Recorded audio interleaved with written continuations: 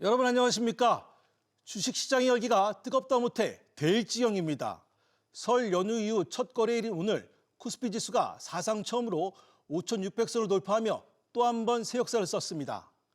이제 눈앞으로 다가온 5,700선을 넘어 6,000선도 가시권에 두게 됐습니다. 코스피와 키맞추기를 하고 있는 코스닥도 장중 매수 사이드카가 발동됐습니다. 최윤아 기자. 네, 최윤아입니다. 네, 코스피가 오늘도 큰 폭으로 올랐죠? 네, 코스피는 설 연휴 직전인 지난주 금요일보다 3.09% 오른 5,677.25의 거래를 마쳤습니다. 외국인이 9천억 원 넘게 팔았지만 실거래일째 순매수 중인 기관이 1조 6천억 원 사들이며 지수를 끌어올렸습니다. 코스피 타죽지세에 증권사들은 향후 1년 코스피 전망치를 7,900선까지 높여잡았습니다. 코스닥은 오전 중 6% 넘게 급등하며 사이드카가 발동됐는데요. 올해 들어 두 번째 매수 사이드카입니다.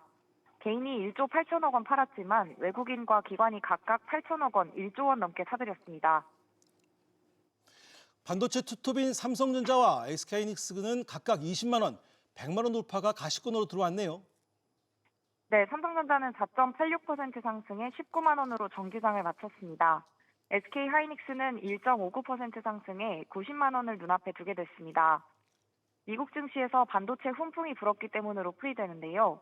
메타가 최신형 그래픽 처리 장치를 수백만 개 구입하기로 계약했다는 소식에 인공지능 대장주 엔비디아가 1% 이상 오른 영향 등으로 기술주 중심의 나스닥 종합지수도 뛰었습니다. 증권주들도 줄줄이 신고가를 섰습니다. SK증권과 하나투자증권, 현대차증권은 상한가를 기록했고 미래에셋증권은 14% 넘게 급등해 52주 신고가를 경신했습니다. 코스피가 사상 최고치 랠리를 이어가고 있는 데다 3차 상법 개정안이 통과되면 자사주 소각이 의무화돼 증권주 수혜가 예상되며 주가에 영향을 준 것으로 보입니다. 잘 나온 환율은 60전 오른 1,445원 50전에 주간 거래를 마쳤습니다. SBS 비즈 최윤아입니다. 이런 가운데 절기상 눈이 녹는다는 우세에 걸맞게 증시에도 벚꽃 배당이 떠오르고 있습니다. 기업들이 배당 기준일을 연말에서 3월이나 4월로 옮기고 배당 규모도 늘리는 분위기인데요.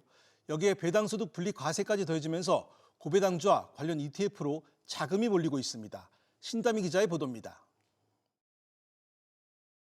LG화학과 LG전자, LS인터내셔널 등 상장사들은 기존 12월 31일이던 배당 기준일을 2월과 3월로 변경했습니다. 정부의 선 배당액, 후 배당일 정책에 지난해 말 결산 배당을 진행했던 기업은 44개사로 1년 전 같은 기간 대비 절반으로 줄었습니다. 깜깜이 배당이 아니라 배당금을 확인을 하고 배당 투자를 할 수 있도록 배당 정책이 선진화되는 것 쪽으로 좀 시장이 좀 바뀌었습니다. 기업들의 배당 규모도 증가세입니다. 코스피 200 구성 기업의 지난해 말 기준 현금 배당은 44조 원을 상회하면서 1년 전 같은 기간보다 4조 원가량 불어났습니다. 여기에 더해 올해는 고배당 기업의 배당소득에 대해 배당만 별도로 과세하는 배당소득 분리과세 요건을 맞추기 위해 기존보다 배당액을 높이는 모습입니다. 이에 배당 관련 ETF에도 자금이 쏠리고 있습니다. 배당 명칭이 포함된 ETF의 순자산 총액은 지난해 말 14조 1,880억 원으로 1년 전 같은 기간보다 2배 가까이 늘었습니다. 올 들어 배당 기대감이 커지면서 한 달 새 3조 원 넘게 불어나 17조 원을 넘겼습니다. 일단 상품 숫자 자체가 늘어나는 게 있고 배당주가 과거에는 방어주 성격이다가 이제는 정책 수혜를 기대하고 사람들이 파는 매수세가 있는 것 같다고 생각이 듭니다. 내달 벚꽃 배당 시즌 개화에 맞춰 배당 투자도 본격화될 전망입니다. SBS 비즈 신다윤입니다. 3,000스닥 달성을 위해 정부와 한국거래소가 대대적인 체제 개선에 나섭니다. 상장 폐지를 담당하는 조직을 확대하고 회복이 어려운 기업은 개선 기간을 대폭 줄여 조기 퇴출시키기로 했습니다. 신성호 기자, 먼저 한국거래소가 코스닥 부실기업 퇴출을 위한 조직 개편에 나선다고요? 네, 한국거래소는 기획심사팀을 신설하고 부실기업 심사 역량을 강화했다고 밝혔습니다. 기존 코스닥 시장본부 상장 폐지 담당 부서에는 3개의 심사팀이 있었는데요. 여기에 5명으로 구성된 기획심사팀을 추가해 심사를 담당하는 팀을 4개로 확충하고 인력을 늘린 겁니다. 이와 함께 내년 6월까지 코스닥 시장 본부장을 단장으로 하는 상장 폐지 집중 관리단도 운영하기로 했는데요. 관리단은 앞으로 상장 폐지 진행 상황을 직접 주관하게 됩니다. 지난해 코스닥 시장 상장 폐지 기업은 총 38개로 전년 대비 크게 증가했습니다. 그만큼 장기간 부실 기업들이 누적되어 있다는 뜻인데요. 거래소는 3천 스닥 달성을 목표로 이 같은 부실 기업 퇴출에 속도를 내겠다는 방침입니다. 인력 확충뿐만 아니라 절차도 단축되는 거지요. 네, 우선 지배주주가 동일한 여러 기업이 동시에 상장 폐지 심사 대상이 될 경우 앞으로는 통합 심사를 시행하기로 했습니다. 또 심사 시 기업에게 부여 가능한 최대 개선 기간을 기존 1년 6개월에서 1년으로 단축하고요. 개선 기간 도중 중간 점검도 강화해 영업 지속성이나 존속 능력이 떨어질 경우 개선 기간 종료 전에라도 퇴출 여부를 조기 결정합니다. 이 밖에 자본 잠식, 불성실 공시 등 심사 요건을 강화해 부실기업 퇴출을 가속화하기로 했는데요. 앞서 금융당국은 올해 코스닥 상장 폐지 기업이 최대 220개에 달할 것이라고 전망했습니다. SBS 비즈 신성호입니다. 국내 대표 간편 결제 서비스인 네이버페이에서 대규모 서비스 장애가 발생해 이용자들이 큰 불편을 겪었습니다. 약 4시간 만에 정상화됐지만 설 연휴 직후 첫 거래일에 발생한 사고 때문에 네이버 쇼핑 입점 가맹점들은 매출 타격에 대한 우려를 쏟아내고 있는데요. 자세한 내용 취재기자 연결해 알아봅니다. 이한나 기자. 네, 이한나입니다. 네, 네이버페이 오류 상황 현재는 어떻습니까? 네, 네이버페이의 오류 사태가 발생한 지 4시간 만에 정상화됐습니다. 네이버페이는 오후 12시 38분경 고객센터 공지사항을 통해 긴급 확인 중이라는 입장을 밝힌 후 약 4시간 후인 오후 4시 35분에 긴급 복구됐다고 알렸습니다. 하지만 장애가 장기화되면서 이용자들의 불만은 극에 달했습니다. 특히 오프라인 현장에서 사용되는 포인트, 머니 결제와 페이머니 카드를 이용한 결제까지 모두 중단되면서 시민들의 불편이 가중됐는데요. 온라인 커뮤니티와 SNS에는 결제 버튼을 눌렀는데 먹통이다, 식당에서 계산하려는데 결제가 안 돼 당황했다는 등의 이용자 불만이 폭주하기도 했습니다. 그러다 보니 가맹점주들의 불만이 클 것 같은데요. 네, 네이버 쇼핑의 스마트 스토어 입점 가맹점주들의 타격이 큰 상황입니다. 설 연휴 동안 쌓인 주문 물량을 처리하고 신규 주문을 받아야 하는 시점에 결제 자체가 불가능했기 때문입니다. 이에 따라 업계에서는 네이버페이가 가맹점을 대상으로 대규모 보상안을 내놓을 것으로 보고 있는데요. 네이버페이를 운영하는 네이버 파이낸셜은 전자금융업자로 등록돼 있어 전자금융거래 과정에서 사고가 발생해 이용자에게 손해가 생기면 배상 책임을 져야 합니다. 금융감독원은 사고 발생 직후 네이버페이로부터 발생 경위를 보고받고 서비스 정상화 방안을 논의했습니다. SBS 비즈 이한나입니다. 연휴 내내 다주택자를 겨냥한 이재명 대통령의 부동산 정책 방향이 뚜렷해지고 있습니다. 전력 질주만 남았다고 예고한 가운데 오늘도 강한 의지를 또 한 번 내비쳤는데요. 청와대 나가 있는 취재기자 연결합니다. 김한진 기자. 네, 청와대입니다. 네, 이 대통령이 부동산 가격 압박에 또 나섰죠. 네, 연휴를 마치고 오후에 수석 보좌관 회의를 주재한 이 대통령이 집값을 잡겠다는 의지를 재확인했습니다. 불평등과 절망을 키우는 망국적인 부동산 공화국을 극복하고 누구에게나 공정하고 합리적인 사회 질서를 확립하며 앞서 어제는 X를 통해 바람직하지 못한 다주택 보유에 주어진 특혜를 철저히 회수하고 책임과 부담을 엄정하게 부과하고 관리할 것이라고 강조했습니다. 다만 다주택자라는 이유로 일괄적인 고율 세금 부담을 지우면 조세 저항이 거세질 수 있는 만큼 보완책 제시에 무게가 실리는데요. 실제 사용하는 주택 혹은 지방 소멸 방지 기여 또 서민 임대 공급 성격이 짙은 주택은 보유주택 수에서 제외될 가능성이 제기됩니다. 수도권, 대도시 등에서의 다주택자는 경우에 따라 바람직하지 못한 다주택으로 간주될 수 있는 겁니다. 초고가 주택도 타겟이 될 가능성이 있어 보이네요. 네, 이 대통령이 연휴 기간 내내 X를 통해 부동산, 민생을 강조하며 전력 질주만 남았다고 예고한 만큼 집값 잡기 드라이브를 걸면서 세 부담이 느는 흐름이 짙어질 수 있습니다. 1주택자라도 실거주하지 않는 이른바 똘똘한 한 채를 보유 시 세금 부담이 더 커질 수 있는 건데요. 이런 분위기에서 재경부가 부동산 세제 합리화 방안 마련 과정에서 7월 말 발표 예정인 세제 개편안에 보유세와 거래세 개편안을 담을 수 있다는 전망이 제기됩니다. 법 개정 없이 시행할 수 있는 공정시장 가액 비율 상향과 공시가격 현실화율 로드맵 복원 등도 등장할 여지가 있는데요. 공정시장 가액 비율을 높이면 세율을 올리지 않아도 과세 표준이 커져 보유세 부담이 늘게 됩니다. SBS 비즈 김한진입니다. 이렇게 연일 소셜미디어를 통해 부동산 규제 화두를 던지고 있는 이재명 대통령의 발언을 정부가 본격적으로 뒷받침하고 나섰습니다.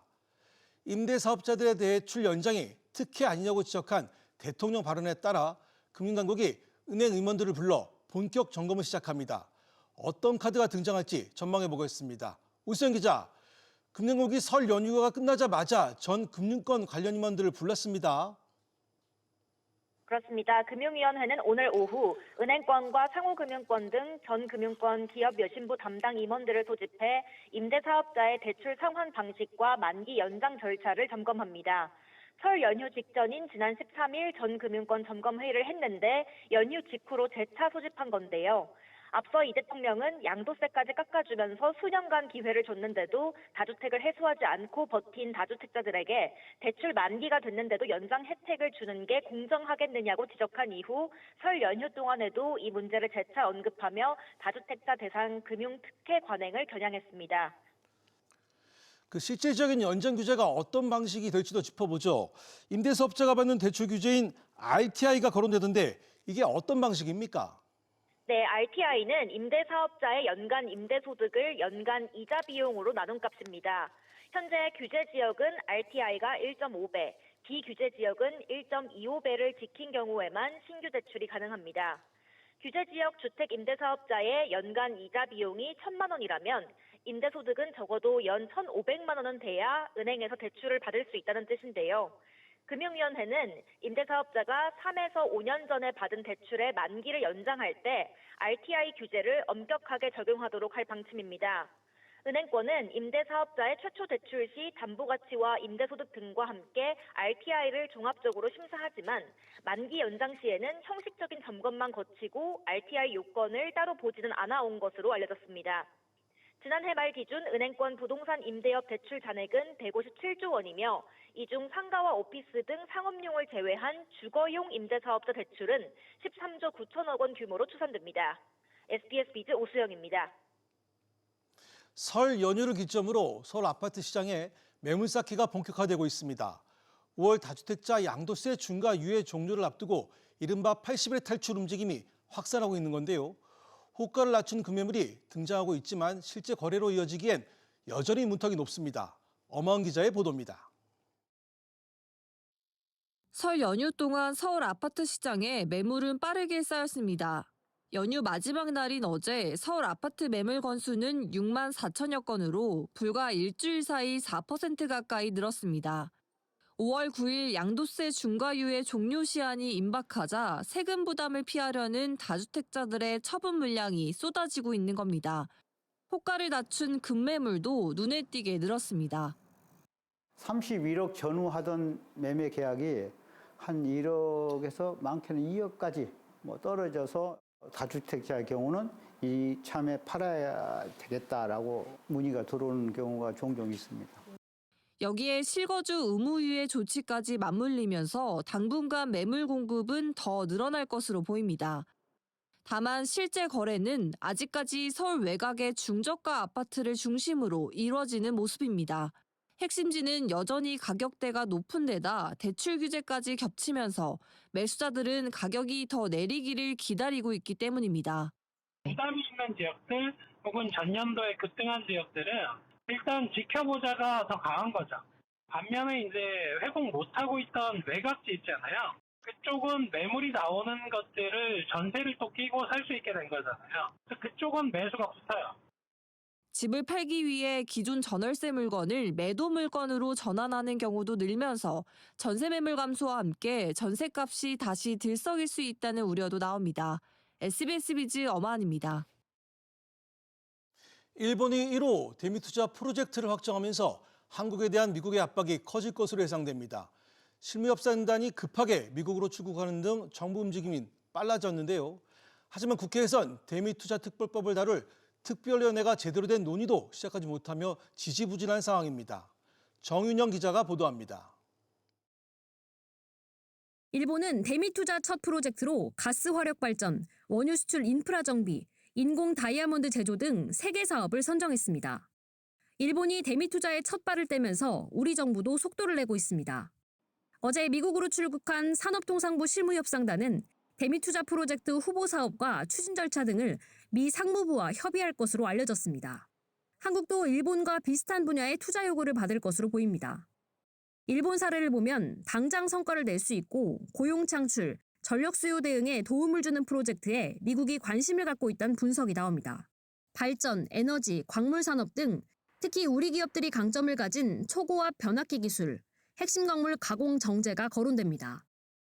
투자에 따라 우리나라에 대한 미국의 관세 통상 압박이 완화가 될 수 있는지 여부, 수익성이 담보될 수 있는지, 한국의 산업 경쟁력 제고로 이어질 수 있는지 그런 것들이 종합적으로 고려돼야 되지 않을까 생각을 합니다. 앞서 국회는 대미투자특별법 처리를 위한 특별위원회를 구성해 지난 12일 첫 회의를 열었지만 정쟁으로 파행했습니다. 더불어민주당은 향후 특위 일정을 강행하겠다는 방침입니다. 24일 화요일 날 입법 공청회와 법안 상정을 위한 대체 토론 예정되어 있고 25일 수요일 날 법안 심사가 예정되어 있습니다. 그 일정대로 저희는 하겠다라는 입장을 다시 한번 말씀드리고요. 여야는 다음 달 9일 전에 법안을 처리하겠다고 합의했지만 예정대로 진행될지는 미지수입니다. SBS 비즈 정윤영입니다. 정부가 물가 안정을 강조하고 있는데도 햄버거, 커피 등 외식 프랜차이즈들의 가격 인상이 잇따르고 있습니다. 저가 커피 브랜드 백다방부터 햄버거 프랜차이즈 맥도날드까지 가격 인상 대열에 합류했습니다. 신채영 기자가 취재했습니다. 국제 원자재 가격 하락과 정부의 가격담 합 점검 강화에 밀가루 가격은 6%까지 내렸습니다. 이런 가운데 맥도날드는 내일부터 35개 메뉴 가격을 평균 2.4% 인상하기로 했습니다. 맥도날드 대표 메뉴인 빅맥 단품은 5,500원에서 5,700원으로 오르고 빅맥 세트는 7,400원에서 7,600원으로 인상됩니다. 경쟁 브랜드인 버거킹도 지난 12일부터 일부 단품 가격을 200원씩 올렸습니다. 요즘 물가가 다 올라가지고 어느 정도 이해는 되는데 좀 먹기에 부담스러운 건 사실이에요. 다른 먹던 식사들하고 가격이 비싸지기 때문에 가볍게 먹는 걸로 생각하기에는 좀 더 비싸지 않을까. 저가 커피도 마찬가지입니다. 국제 아라비카 커피 원두 가격은 한 톤당 6,339달러로 한 달 사이 19% 하락했지만 백다방은 지난 13일부터 카페 모카 가격을 3,700원에서 3,900원으로 5.4% 인상했습니다. 두 업체 모두 인상 배경을 고환율 기조와 원재료 인건비 상승에 따른 불가피한 조치라고 설명했습니다. 물가 특별 대책반이라든지 정부가 이제 물가에 대해서 최대한 바짝 긴장하고 모니터링하고 있다는 거를 시그널을 계속 주면 기업은 함부로 못 올리겠죠. 시장의 기회주의를 최소화시키려는 노력을 해야 되고요. 저가 커피와 햄버거까지 줄줄이 가격을 올리면서 이른바 런치플레이션 속에 소비자들의 점심 물가 부담은 더 커질 수밖에 없습니다. SBS 비즈 신채원입니다.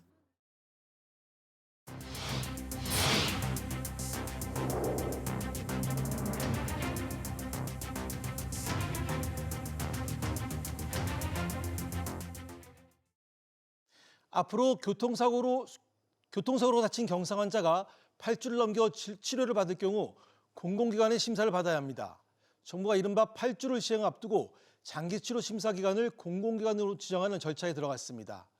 어떤 기준이 적용될지가 핵심 쟁점입니다. 이민우 기자입니다.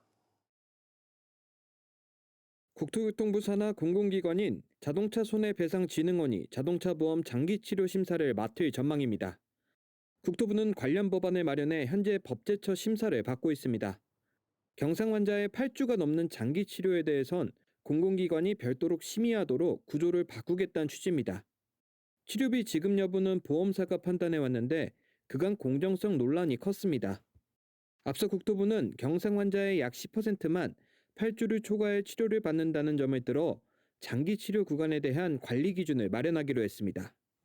자동차 손해배상진흥원이 국토부 산하에 있는 기관이거든요. 심사나 이런 거에서 객관성, 중립성을 확보하기 위한 장치를 마련하는 것으로 보이고요. 다만 실제 지급 여부를 좌우할 구체적인 심사 기준은 아직 공개되지 않았습니다. 손해보험업계는 보험료 안정 효과를 기대하는 반면 의료계는 치료권 침해를 우려하고 있습니다. 심사 기준이 엄격하면 손해율 안정에는 도움이 되지만 환자 치료권이 제한될 수 있고 기준이 완화되면 치료권은 보장되지만 보험료 상승 압력이 커질 수 있습니다. 상해 등급 12에서 14급 경상 환자의 향후 치료비 인정 기준이 어디까지 설정되느냐도 쟁점입니다. 이른바 8주룰에 대한 윤곽이 잡혀가는 가운데 정부는 오는 4월 시행을 목표로 법령 개정 절차에 속도를 내고 있습니다. SBS 비즈 이민호입니다. 연초부터 샤넬이나 까르띠에 등 명품 브랜드들 가격 인상 소식이 연이어 들리고 있습니다. 비싸도 산다는 배짱 장사 아니냐는 비판이 나오고 있는데요. 주얼리 명품 브랜드인 그라프와 티파니도 가격을 올린 것으로 확인됐습니다. 정대한 기자, 그라프와 티파니 결혼 예물로 특히 자주 거론되는 명품인데 얼마나 올랐습니까? 네, 업계에 따르면 그라프는 어제부터 결혼 예물에 쓰이는 다이아몬드 반지 등 일부 주얼리 품목의 가격을 최대 15% 인상한 것으로 파악됐습니다. 구체적으로 로렌스 그라프 시그니처 컬렉션의 다이아몬드 반지는 800만 원 중반대에서 900만 원 중반대로 100만 원 가까이 올렸고, 신혼부부들이 많이 찾는 것으로 알려진 탑의 다이아몬드 밴드는 400만 원대에서 500만 원대로 15% 인상됐습니다. 그라프는 올해 들어 처음으로 가격을 인상했는데요. 지난해에도 국내에서 판매하는 전 제품의 가격을 최대 10% 인상한 바 있습니다. 티파니앤코 역시 오는 26일 국내에서 제품 가격을 5에서 10%가량 인상할 예정인 것으로 알려졌습니다.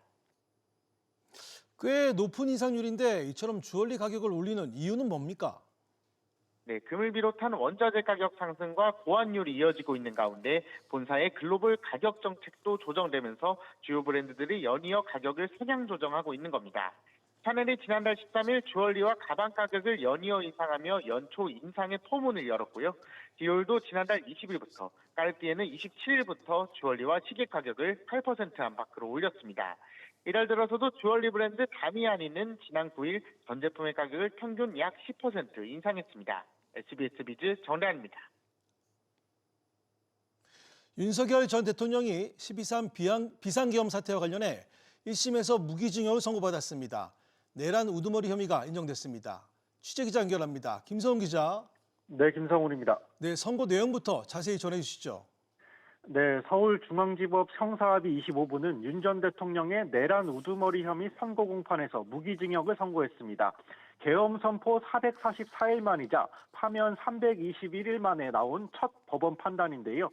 재판부는 계엄 선포와 국회 봉쇄 등을 폭동행위로 판단하며 국헌 문란을 목적으로 국회에 군을 보내 폭동을 일으킨 사실이 인정된다면서 내란 우두머리죄가 성립된다고 밝혔습니다.